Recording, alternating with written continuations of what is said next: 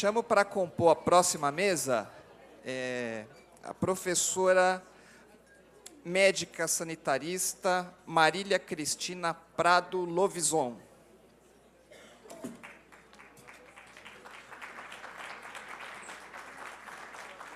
Professora Maria Cristina é médica sanitarista e professora doutora da Faculdade de Saúde Pública da Universidade de São Paulo, mestre e doutora em Saúde Pública pela Faculdade de Saúde Pública da USP, ex-presidente da Associação Paulista de Saúde Pública, pesquisadora e professora no campo da saúde coletiva, com ênfase em política, planejamento e gestão e epidemiologia de serviços, com atuação na área de políticas públicas, envelhecimento e condições crônicas, Estado, mercado e regulação pública, gestão e avaliação de sistemas e serviços de saúde, regionalização e regulação das redes de atenção no SUS. Chamo também para compor a mesa o doutor Éder Gatti, médico infectologista. Palmas para o doutor Éder Gatti. Doutor Éder Gatti é mestre em saúde coletiva pela Faculdade de Ciências Médicas da Santa Casa, doutor em medicina preventiva pela Faculdade de Medicina da Universidade de São Paulo e atual presidente do Sindicato dos Médicos de São Paulo. Por fim, para compor essa terceira mesa, chamo também o doutor professor José Alexandre Buzuweiler. Doutor José Alexandre, ex-secretário adjunto de Saúde e diretor-geral do Complexo de Saúde de Mauá, Fundação ABC, é atual secretário adjunto de Saúde em Franco da Rocha, diretor de Atenção Hospitalar e de Urgência e Emergência em São Bernardo do Campo, é atual presidente da Associação Paulista de Saúde Pública, especialista em Administração Hospitalar e Sistemas de Saúde, da PROASA, pelo Programa de Estudos Avançados do Hospital das Clínicas da Faculdade de Medicina da Universidade de São Paulo e Fundação Getúlio Vargas, Escola de Administração de Empresas do Estado de São Paulo. É doutorando em Economia Política e em Saúde pela Faculdade de Saúde Pública da Universidade de São Paulo. Pelos critérios de horário e de urgência de cada um, eu passo primeiro a palavra aqui à professora Marília Cristina, me desculpando pelo atraso do evento. Bom dia. Está dando para ouvir? Precisa fechar a porta.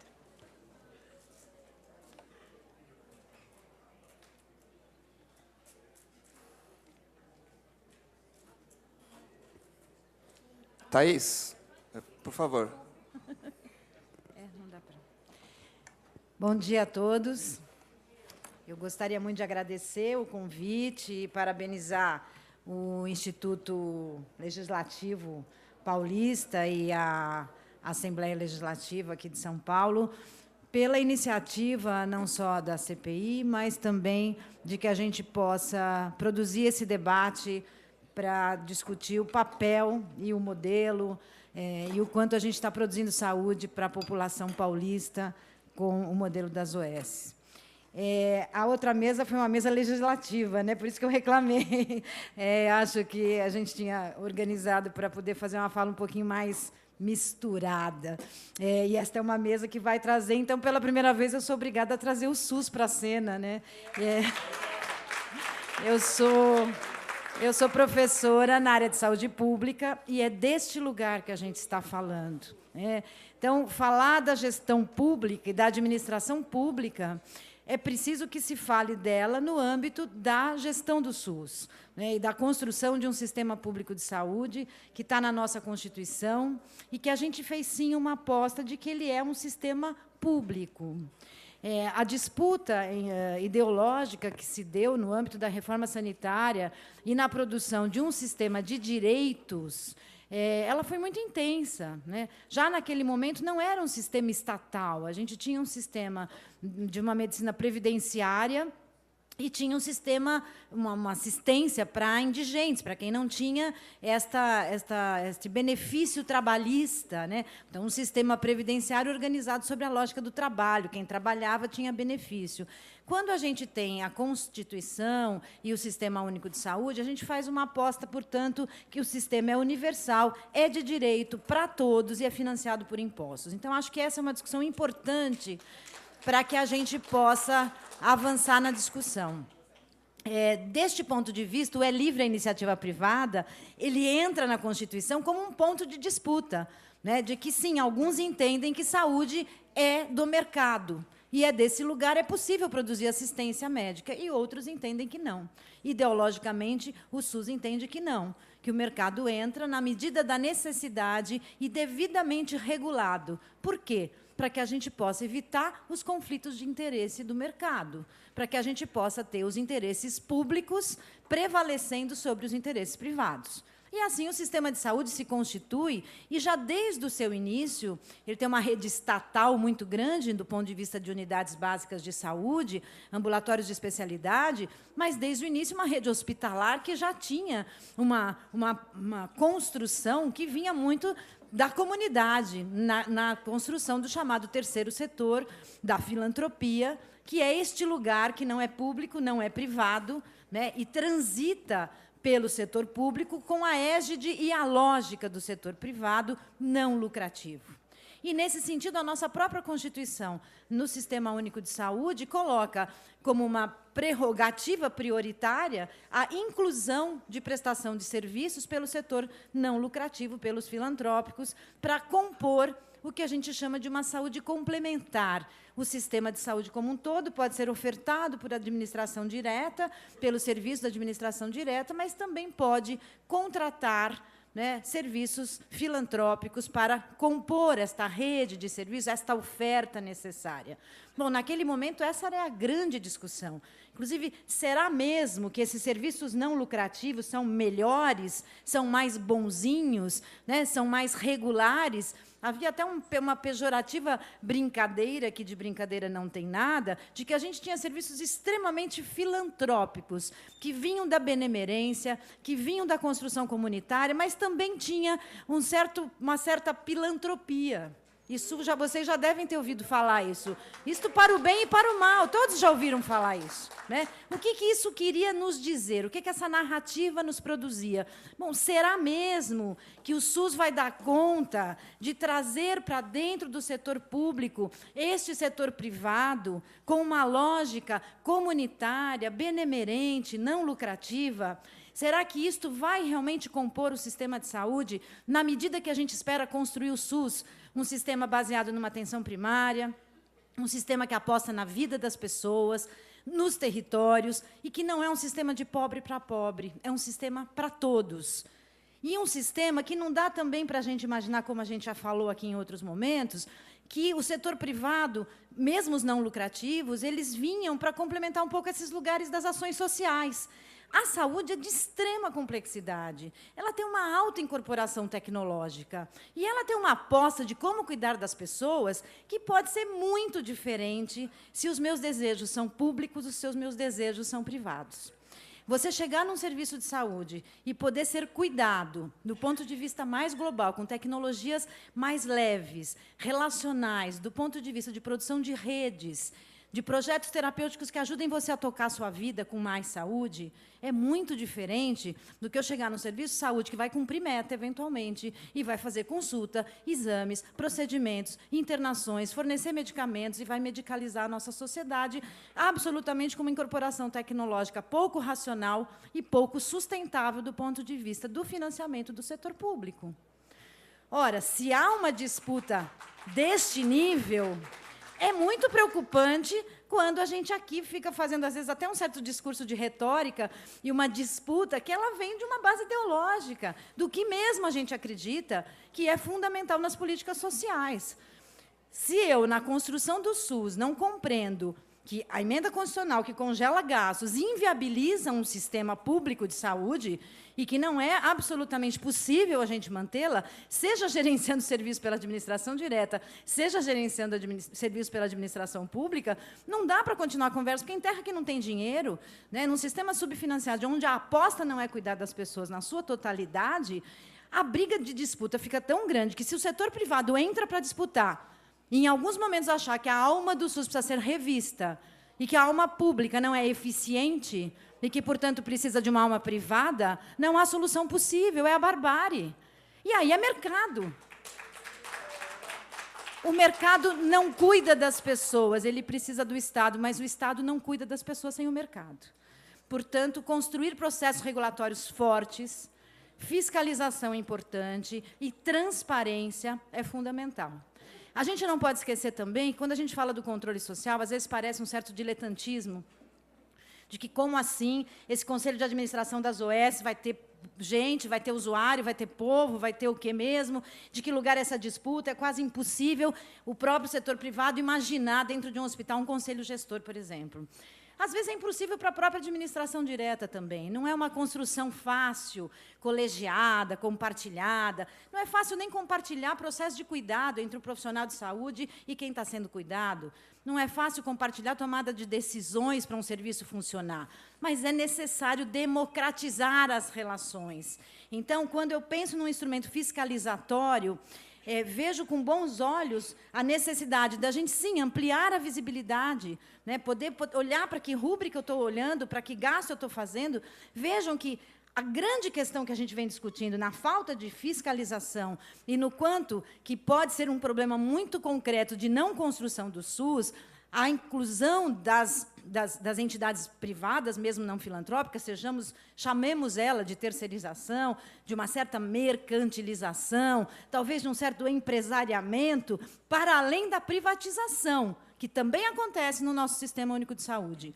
Hoje, o Sistema Único de Saúde, apesar de público, ele, além da gestão interna das organizações sociais, e vejam que eu já não estou mais nem falando de saúde complementar, eu não estou falando desse filantrópico que é convidado a prestar serviços complementarmente e vai receber para isso. Eu estou falando de um convite a esses serviços, sejam universitários, sejam filantrópicos, sejam outros tipos de empresa. Porque nós temos organizações sociais de todas as ordens, das maiores às menores, dos interesses dos mais variados. Não dá para ser ingênua. Ingênuos. O que é mesmo que nos mobiliza? Por que eu tenho que ter fiscalização destas entidades? Que interesses elas nos trazem para construir o SUS ou não, efetivamente? E aí, olhar para os vários tipos de serviço. A gente trouxe aqui a questão do hospital, né? Um hospital que funciona, não funciona, que não tem água. Pode ser que seja assim, tem dia que tem dia que não tem. Hospital público tem, não tem fila. Bom, mas como é que um hospital tem que funcionar? Ele tem que ter uma classificação de risco, os mais graves têm que entrar primeiro, às vezes tem fila sim, mas essa fila tem que estar sendo gerenciada. Às vezes falta água sim, mas essa água faltando tem que ser gerenciada. Um paciente de risco não pode ficar sem um mínimo condição de dignidade, qualquer outro paciente também. E a gente olha para esse tipo de construção, e aí eu vou falar desse lugar, como é que a gente faz gestão da qualidade e como é que eu regulo qualidade. Então, se na lógica da maior eficiência do privado nos traz que no privado fica mais fácil de poder comprar coisas e contratar pessoas, entregar resultados, a gente percebe que não, sistemas de saúde são complexos, hospitais são difíceis de gerenciar, se ele é regulado, ele não é regulado, se ele é porta aberta, se ele não é porta aberta. São sistemas extremamente instáveis, de vasos comunicantes na rede. Falar que você vai ter que atender 10 pessoas, ou cuidar de 10 grávidas, se 10 pessoas não engravidaram, o que vai ser feito? Então, as metas são fundamentais de serem aprimoradas, de poder ter uma lógica pública deste setor privado, que adentra o SUS, e, neste momento, para fazer gestão. Porque aí eu faço uma escolha que, muito frequentemente, é de não gestão. Quando os gestores, para escapar das regras da administração pública, vão para este lugar de trazer outras pessoas para fazer gestão, e que nas suas prestações de contas aparece lá transferências de recursos para serviços terceirizados, tanto, e que eu não sei o que aconteceu, como foi dito, eu não consigo fazer fiscalização. Então, a grande questão de ampliar a fiscalização é exatamente uma maior transparência, o controle social dentro de todos os equipamentos de saúde, inclusive os gerenciados por organizações sociais, na lógica do controle social do SUS, que é através de conselhos gestores, paritários, eleitos nos territórios, que tem lógicas diferentes se for uma unidade básica ou se for um hospital, porque equipamentos da administração direta também tem muita dificuldade. O que é mesmo eu participar de um conselho gestor de um hospital, que eu vou lá de vez em quando, e um dia meu filho teve uma apendicite?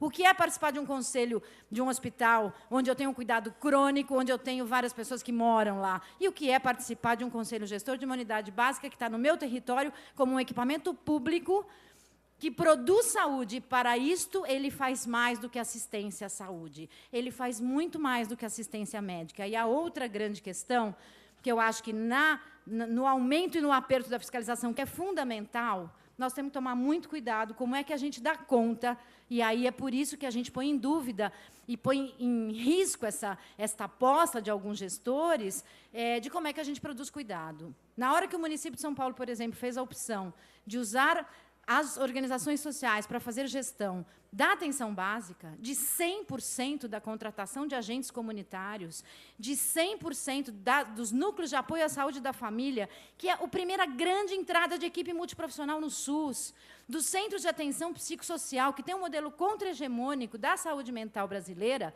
que é a gênese da reforma sanitária, na sua reforma psiquiátrica, e que faz apostas de cuidar em liberdade da nossa loucura. Se estas apostas, que são estruturantes do Sistema Único de Saúde, puderem ser feitas pela iniciativa privada, nós vamos ter que melhorar muito na nossa capacidade de regular e de regular para dizer como é que a gente quer produzir cuidado. E cuidar muito, muito, para que a gente não seja, inclusive, gerencialista, no sentido de encomendar algo, né, pela égide do dinheiro público ser gasto de um jeito que eu consiga olhar, sem que a gente possa cuidar das pessoas. Ora, isso é possível? É muito difícil em modelos contra-hegemônicos. Nós vamos ter que ser muito bons. Toda a lógica de terceirizar, ou seja, deixar o outro fazer por mim enquanto Estado, ela pressupõe um conhecimento de como fazer. E se eu não sei fazer ainda, se eu não tenho patrimônio histórico de como é que eu implanto um serviço com equipe multiprofissional no SUS, que dê conta da capilaridade de uma rede de atenção, fica muito difícil de encomendar isto ao outro. E, ao encomendar, a gente tem sido reducionista, com pouca capacidade de fiscalização, até porque a gente nem sabe direito mesmo o que é que dá para fazer. O SUS foi produzido com muita criatividade, com muita democracia nas suas produções, das suas equipes. E vocês vivenciaram ao longo da vida, desde os visitadores sanitários, os agentes comunitários, todo o processo da construção da saúde mental, que às vezes depende de uma ação desta equipe, que nós vamos ter que ser, sim, ter metas qualitativas, ter algum tipo de arranjo de outra ordem, com conselhos de gestão, com prestação de contas que amplie nesse sentido. Então, eu acho que é extremamente louvável a gente rever o marco regulatório das organizações sociais, mas eles têm que se alinhar à lógica e às necessidades da construção de um sistema único de saúde, porque a nossa Constituição ainda está vigente e preconiza um sistema baseado na atenção primária, com hospitais regulados, com incorporação tecnológica regulada. Portanto, um hospital não pode decidir o que faz, nem da administração direta e nem da organização social. E aí sempre vai ficar fácil dizer você é bom nisso ou você é ruim nisso. Porque aí fica muito frágil o contrato que está sendo contratado. O processo de contratualização no SUS vem sendo defendido à luz de outros sistemas universais, não só para as organizações sociais, para todos os equipamentos. Um hospital público universitário, da administração direta ou autarquizado, muito frequentemente, ele precisa também de uma combinação, precisa saber como é que ele vai operar no território. Então, muitas das questões que aparecem aqui, de que o serviço precisa identificar a situação de saúde, precisa ter ações sobre a situação de saúde, traz muito uma lógica privada de produção de serviços, de resultado imediato, baseado em cada serviço. Na ação em saúde, a gente está sempre indo de um serviço para o outro, precisando de procedimentos dos mais variados em rede, e muitas vezes um serviço tem que ser muito bom para saber, inclusive, o que não pode ficar ali, o que tem que sair dali, na hora certa, no tempo certo, e precisa, inclusive, de mecanismos regulatórios em rede. A gente tem observado micro-redes entre as OSs. Além dos monopólios financeiros, além de todas as outras questões, além da produção de poder constituído e uma disputa do poder e da eficiência privada sobre o público, a gente também percebe nos territórios uma certa disputa de que eu regulo a mim mesma, eu regulo entre as minhas entidades. Então, não dá também para não aparecer nesta possibilidade de revisão um olhar da gestão da clínica, do acesso em rede, no SUS, onde este serviço entra como um elemento, tem regras claras do que entra e do que sai, dos critérios de qualidade, e, para isso, sim, tem que ter recurso.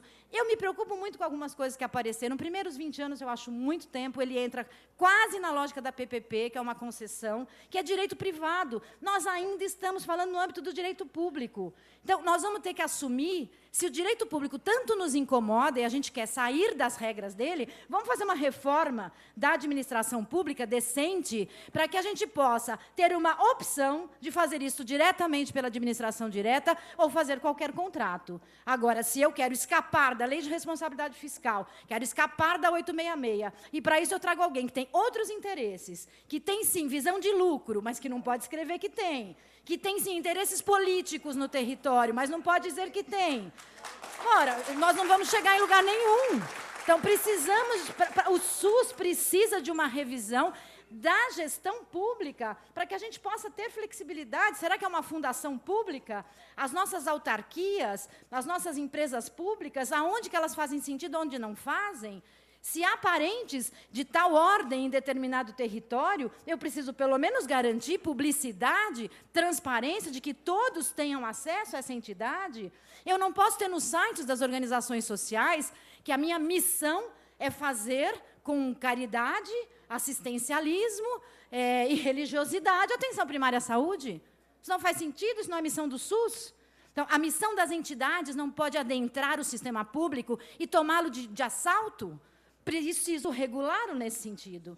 Né? E aí, portanto, eu preciso de mecanismos regulatórios que deem conta disso. Na hora que eu falo em 2% para capacitação e formação, bom, nós temos um processo de formação, capacitação, educação permanente no SUS para alinhar esta construção do SUS constitucional, que tem que, muitas vezes, disputar um profissional que acabou de ser formado na universidade privada ou até pública, e tem uma lógica individualista, tem uma lógica médico-centrada, medicalizante, e eu preciso construir um outro olhar para um sistema em rede, para um sistema cuidador, que cuida da vida das pessoas, para além da assistência médica. Este lugar, muito frequentemente, precisa de formação, precisa de capacitação continuada, e não pode ter ausência do gestor. Eu não posso formar um CAP sobre uma lógica e ter um processo de educação permanente e supervisão do ponto de vista da saúde mental no CAPES vizinho com outra lógica, porque a empresa é outra, porque é da administração direta.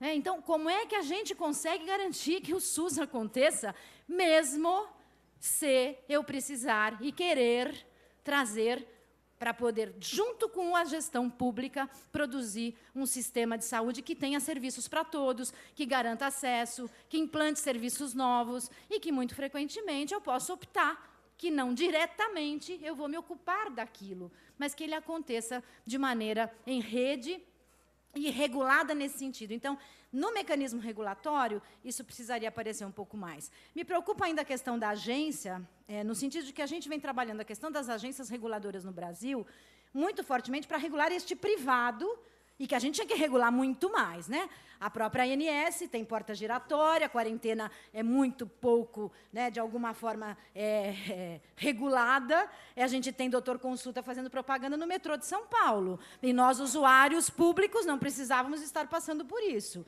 Né, de que, se eu não pago, eu não vou ter uma saúde decente. Então, há muita regulação do público para fazer. Né? Tem planos populares sendo pensados, e muitos de nós achando que é razoável. Isto, sim, é a privatização, que, paradoxalmente, com o aumento da construção do SUS, o sistema privado aumentou. Agora, vejam, muito deste lugar se mistura com as OS. Tem uma cláusula na proposta que me chamou a atenção, que coloca que não pode haver nenhuma diferença de atendimento, de convênio ou público nas entidades. Ora, não se atende convênio nas OS. Aí, quando eu pergunto para um para outro, bom, mas é que essas entidades atendem convênio nos seus hospitais, né, nas suas marcas, elas também atendem privado. Sim, mas não é para misturar, é outra entidade, né, é outro CPF, CGC, é outra prestação de contas. Então, isto, coisas que vão aparecendo na regulamentação, que é fundamental. Algumas entidades que tiveram, por exemplo, uma crise, aparecem na mídia, dizendo, olha, vamos parar de pagar, então, profissionais que vêm lá daquela outra unidade. É outra OS, mas é a mesma empresa. Então, não dá para que a gente possa permitir. E eu acho que uma fala que foi feita aqui, a prestação de contas do SUS deve ser feita regularmente pelas nossas bases legais, não só no Conselho, como nas Assembleias Legislativas e nas câmaras de vereadores. Ora, nós estamos há quantos anos com o OS, e se não nos contentamos com as prestações de contas também, por que a gente não avança nesse sentido? Eu acho que tem muitas informações das OSs que a gestão não está conseguindo avançar, então precisaria aparecer numa nova regulamentação esse detalhamento, essa obrigatoriedade, e o sistema público também precisa, de alguma forma, implementar mecanismos gerenciais, por exemplo, consultório na rua. Não há um sistema de informação do SUS que dê conta dele. Se eu quiser saber quem está sendo atendido, eu ligo para a OS. Essa ausência da gestão, isto é uma perda, né, de capacidade de produzir política e de produzir gestão. Isto não é admissível. Precisamos ter sistemas de informação que deem conta disso. Não dá para cada OS ter um sistema de informação que não dialoga com o outro e não produz os sistemas do SUS. Não dá para cada OS ter uma marca que não é SUS e disputa o imaginário da população. Não dá para cada OS levar para os congressos os seus trabalhos e não permitir a presença de pesquisadores públicos.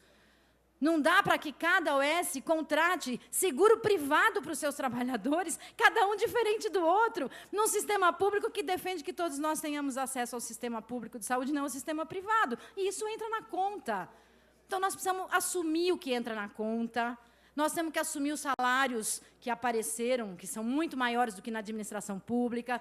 Tem que ter teto, tem que ter regulamentação. Essas coisas estão aparecendo na proposta. Então, tem muita coisa acho que vai para a consulta pública. Nós vamos poder ajudar a contribuir. Mas eu acho que agora a minha grande contribuição neste momento é que, sim, nós estamos discutindo gestão pública. E nós precisamos fazer isso com mais clareza, no sentido de quais regras mesmos nos amarram e quais regras mesmos nos protegem, no sentido da transparência pública, e como é que eu crio mecanismos fiscalizatórios onde os interesses de mercado não prevaleçam sobre os interesses públicos, e que toda a regulamentação e legislação da base regulatória, do marco regulatório das organizações sociais, possa avançar, ao menos um pouco, para que a gente tenha, sim, bons parceiros, mas que sejam produtores, conjuntamente, assim com todos os trabalhadores que historicamente o fizeram, de um sistema público universal de direito, que é o que diz a nossa Constituição e que muitos de nós aqui ajudaram a construir ao longo da vida. Muito obrigada.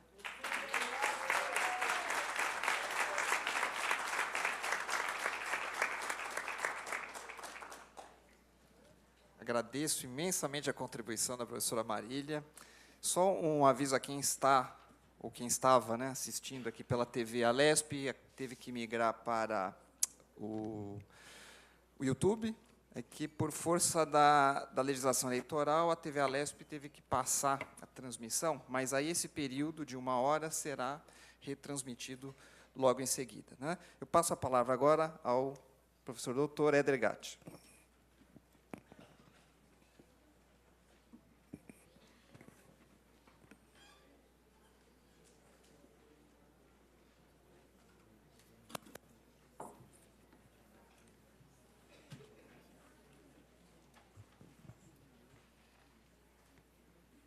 Boa tarde a todos.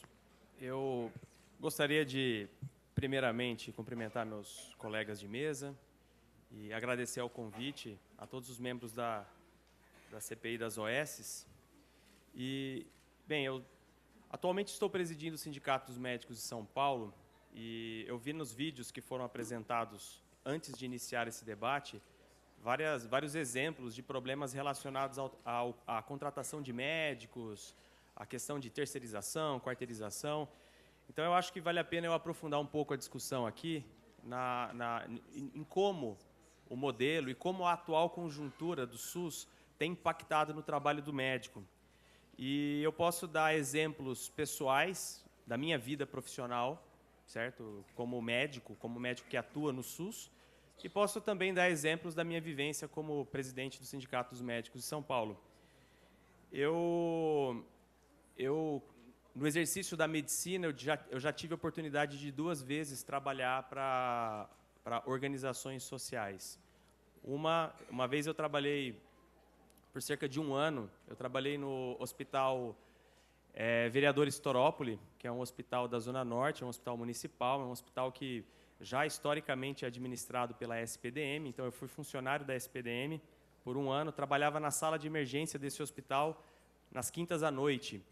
E eu posso dizer para vocês que é um hospital que enfrenta vários problemas, muitos problemas, mas são problemas que são muito característicos de hospitais públicos, tanto de hospitais administrados por OS, quanto de hospitais administrados pela gestão direta.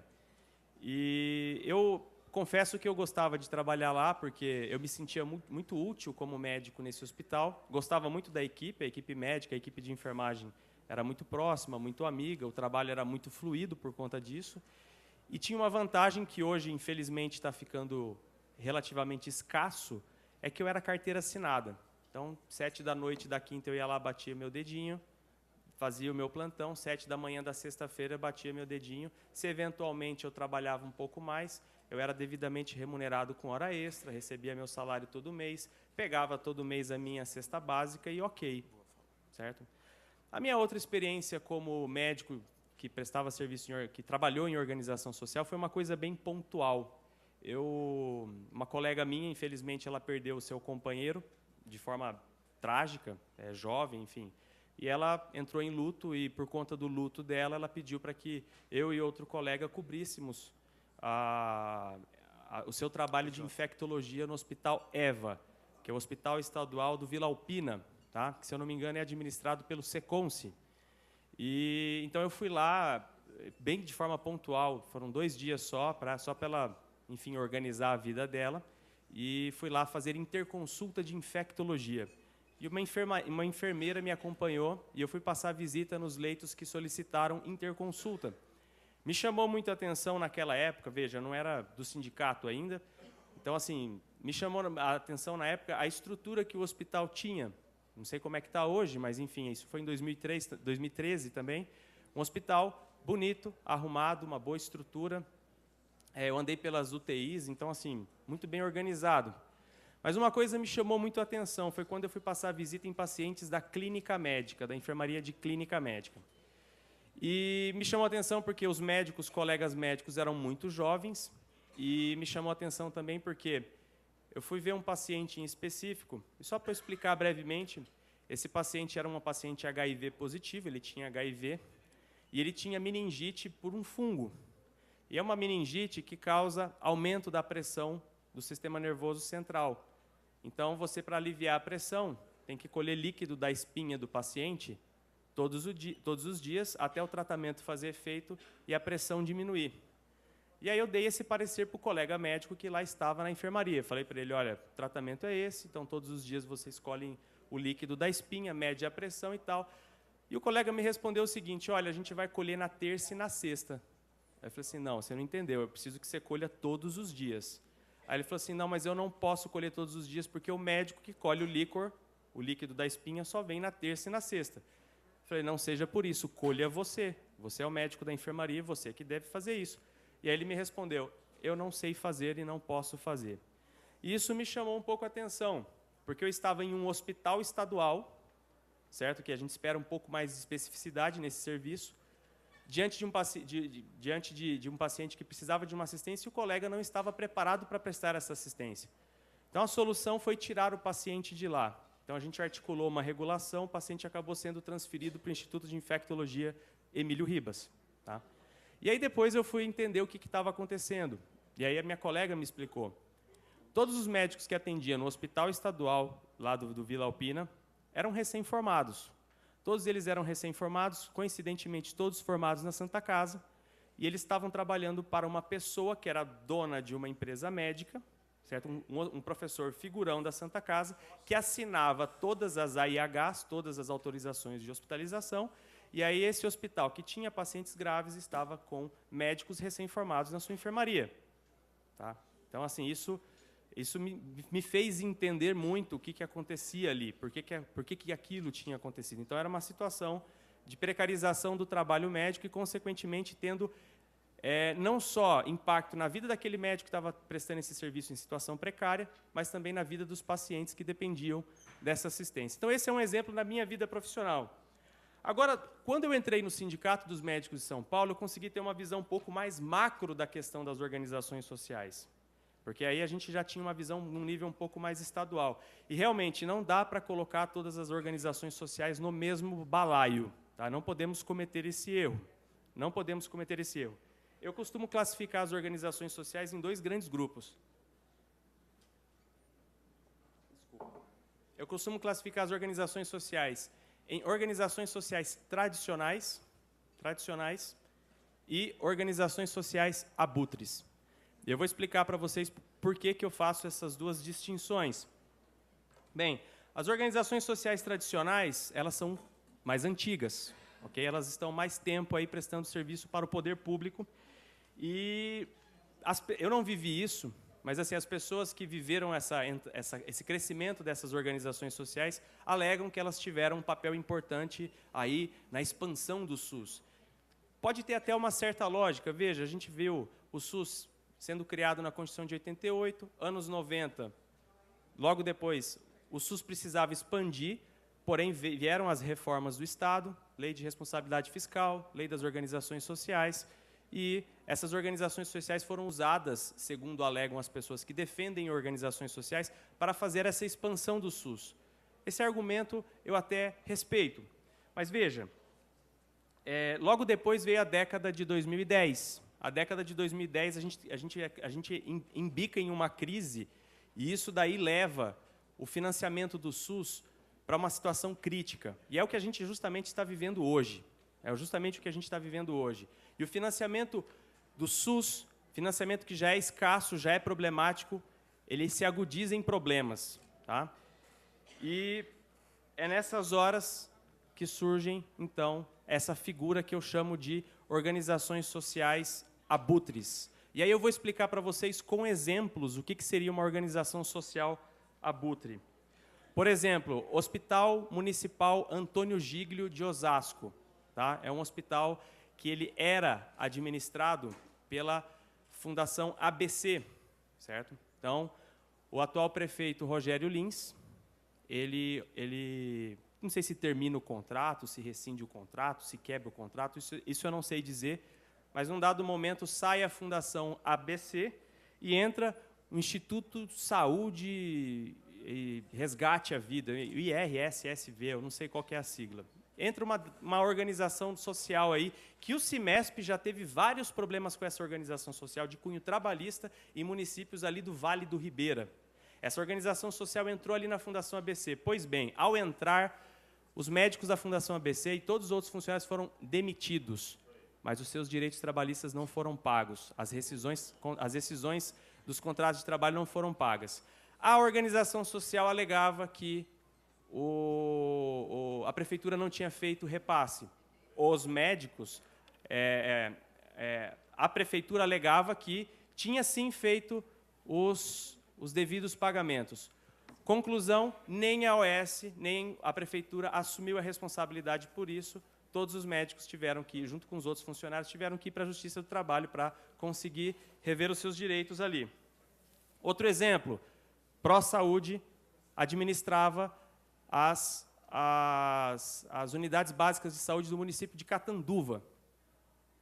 ProSaúde sai de Catanduva, entra o Instituto Espírita Mahatma Gandhi, uma OS pequena, local, e assume toda a atenção básica desse município, ou seja, assume um contrato muito maior do que essa entidade era.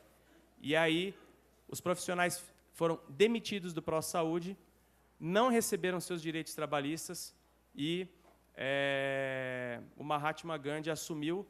A prefeitura fala que não é com ela, os direitos trabalhistas de quem perdeu aí, de quem foi demitido, não é com ela. E o Mahatma Gandhi chegou para os mesmos médicos que foram lesados e falou: olha, fiquem, só que é o seguinte, vocês vão ter que ficar como pessoa jurídica.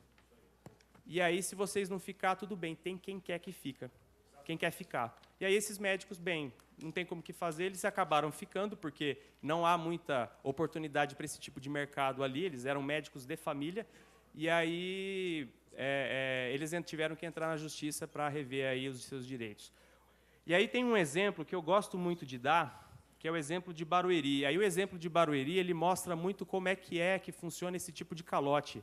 Esse tipo de calote funciona com pleno apoio, plena conivência do gestor público. A OS é uma ferramenta nesses casos. Porque, veja, Hospital Municipal de Barueri, primeira OS SPDM, segunda OS ProSaúde, terceira OS IGA. IGA já começou a dar uma série de problemas, demitindo profissionais sem pagar direitos trabalhistas, desestruturando os serviços e terceirizando todo mundo.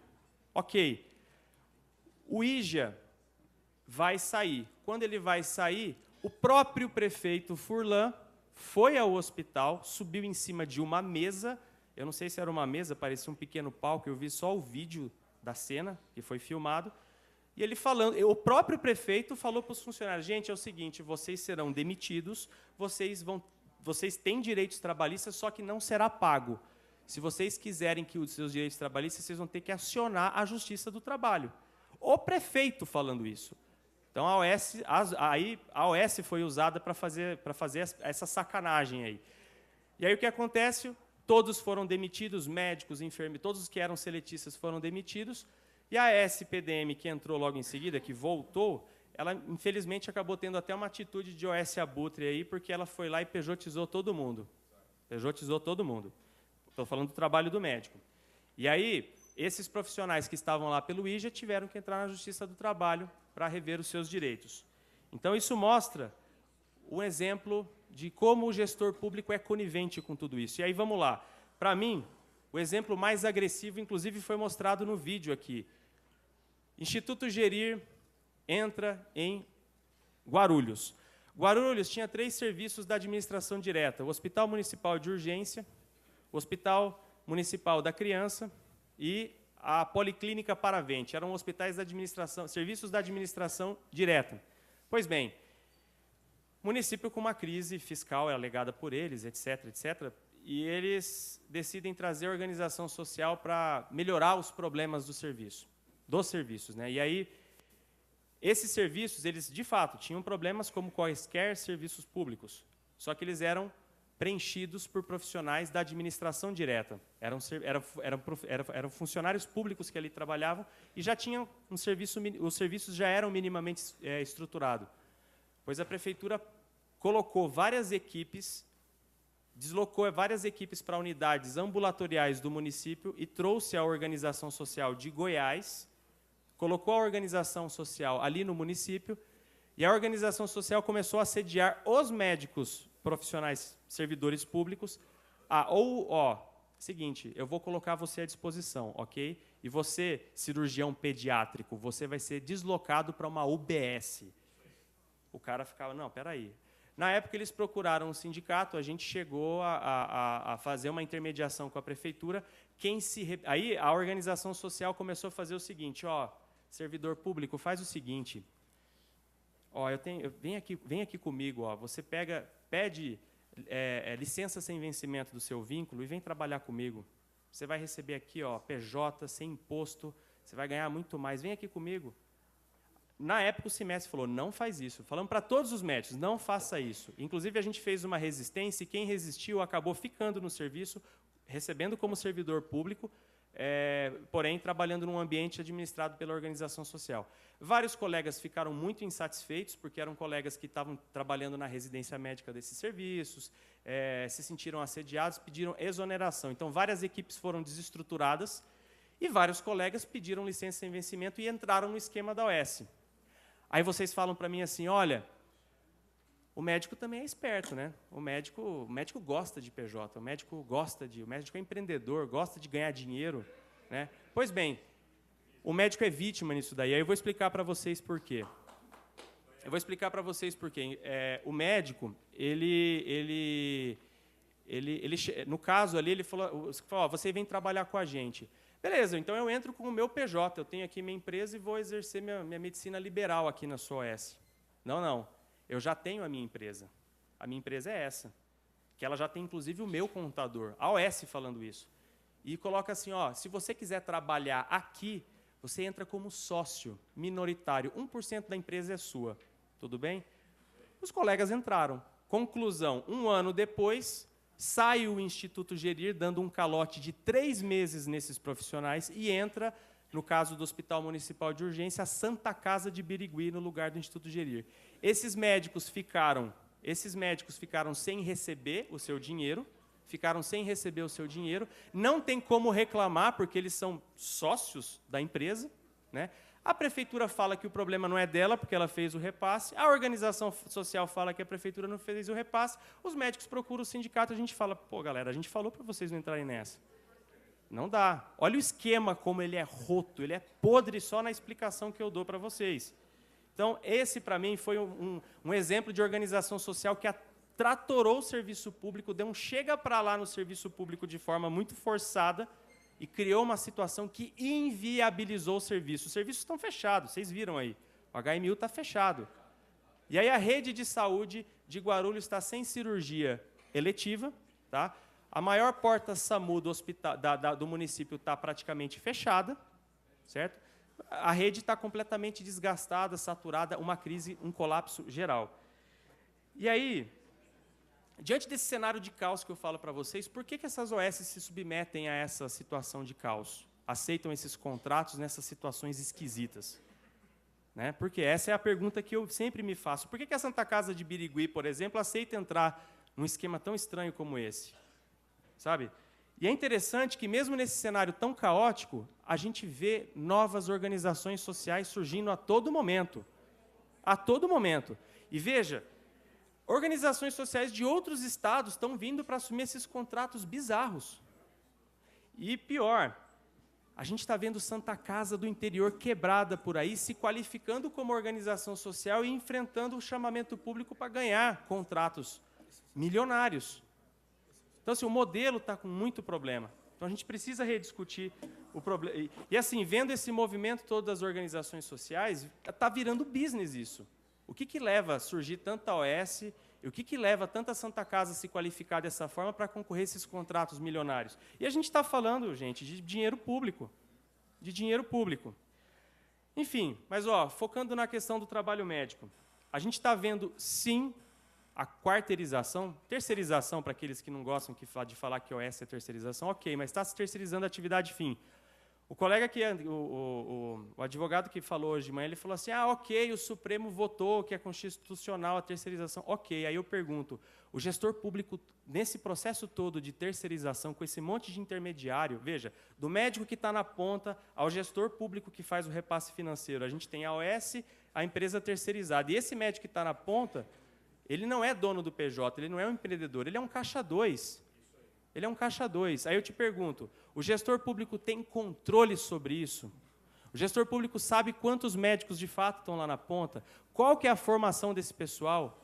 Sabe? O médico que está trabalhando lá na UTI terceirizada do Mandaqui, o governo do Estado sabe se o médico que está lá na UTI terceirizada do Mandaqui, ele é realmente médico intensivista e tem condições de exercer esse trabalho? O poder público não tem esse controle. O poder público não tem esse controle. E veja, e os colegas estão se submetendo ainda a isso porque o mercado de trabalho médico está péssimo. A gente viu a abertura indiscriminada de escolas médicas, temos vários médicos sendo colocados no mercado de trabalho sem oferta de emprego CLT, sem concurso público, porque há decreto do governador proibindo o concurso público. E, médicos que estão entrando no mercado de trabalho endividados porque pegaram financiamento estudantil e estão tendo que pagar esses financiamentos estudantis. E veja, estão aí se submetendo a esse tipo de emprego. Então, os sindicatos médicos hoje recebem como principal foco de reclamação a problemas relacionados a organizações sociais. Nós temos lá 68% das nossas reclamações estão relacionadas a calotes, a condições de trabalho relacionadas à organização social, e não tem como eu fazer uma fala corporativa apenas. Eu preciso dizer que isso impacta na qualidade da assistência que é oferecida à população. Se o médico que está lá na ponta não está bem remunerado, não é bem informado e não está tranquilo para exercer sua medicina, isso vai impactar na qualidade do serviço e quem vai sentir é a população que depende dessa assistência. Tá? Então, ok, alguns podem falar, as OS tiveram um papel no SUS, mas isso precisa ser muito bem rediscutido agora. Tá? O que a gente quer para o SUS? Que tipo de gestão a gente quer para o SUS? Porque o que está aí está longe de ser o ideal, pelo contrário, está esquisito. E a OS, se um dia ela foi ferramenta para expandir qualquer coisa, hoje ela é uma ferramenta usada pelo gestor público, para desconstruir o sistema. É isso que está acontecendo. Obrigado, gente.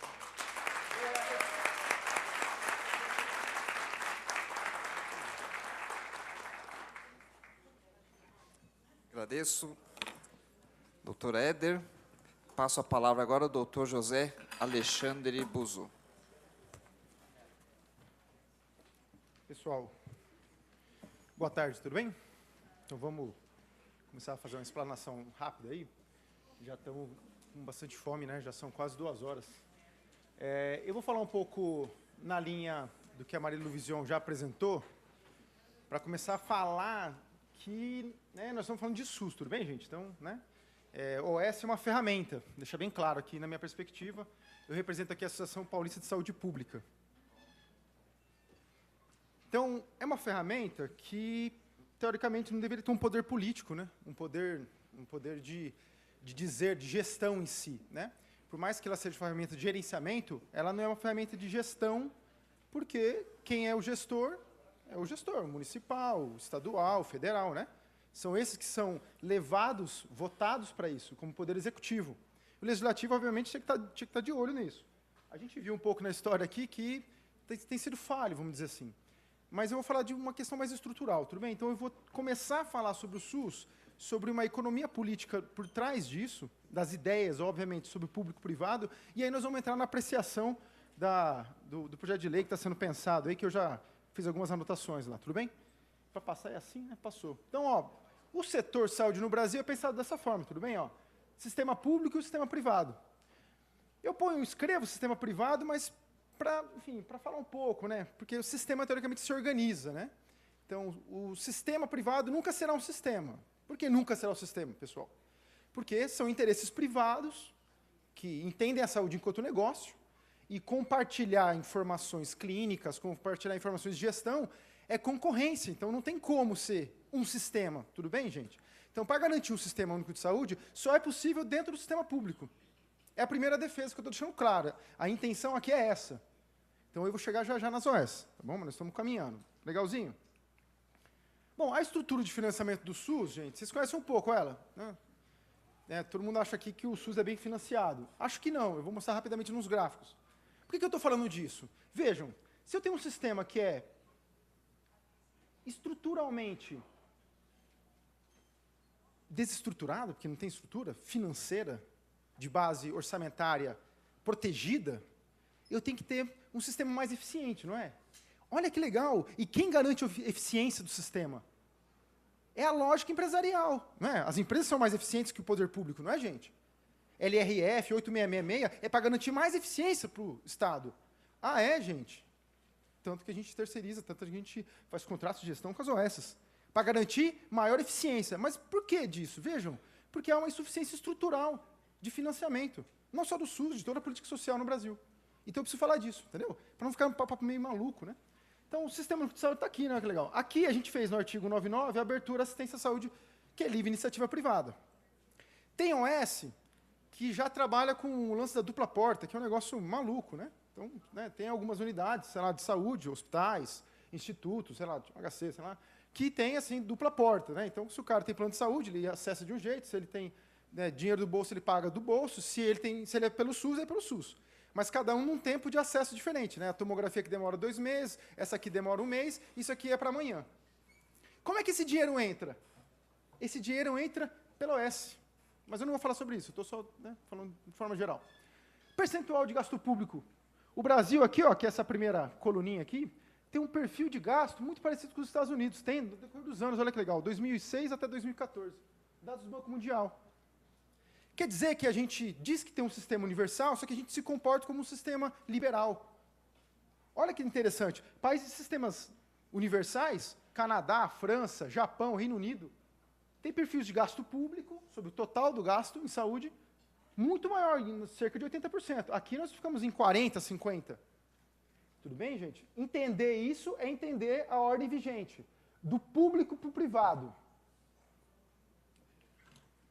Gasto total em saúde, gasto per capita. Eu vou fazer um zoom aqui, ó, 2014, dados do Banco Mundial também. Olha que interessante. No Brasil, a gente gastou, gasto total em saúde, $1.000 per capita ao ano. É só fazer as contas. Não dá nem R$2 por dia com o SUS. Não. É R$3 tudo, público e privado. Se 50% é público, R$1,50 para gastar por dia com saúde, para cada um de vocês aqui. Dá para pegar um ônibus? Dá para comprar o quê com R$1,50 hoje? Esse é o perfil de gasto de saúde pública no Brasil. Pública e privada. Quem que vai pagando essa conta aqui? Né? Não, ao decorrer dos anos, o gasto em saúde foi crescendo. Né? Assim, todo mundo fala, não, mas aí cresce o gasto em saúde. Cresce com proporção do PIB. Se o PIB cresce, cresce o gasto. Agora que o PIB está tá complicado, porque é uma recessão econômica, porque é uma crise estrutural do próprio sistema capitalista, a gente vai ter um probleminha. Porque já que não cresce PIB, nós temos que congelar os gastos. Emenda Constitucional 95. Congela gasto social para os próximos 20 anos. Tudo bem, gente? Essa é a agenda. Então, veja, se a agenda já é de sucateamento da estrutura de direitos sociais, então, cada vez mais a égide sobre a eficiência tem que ser imposta.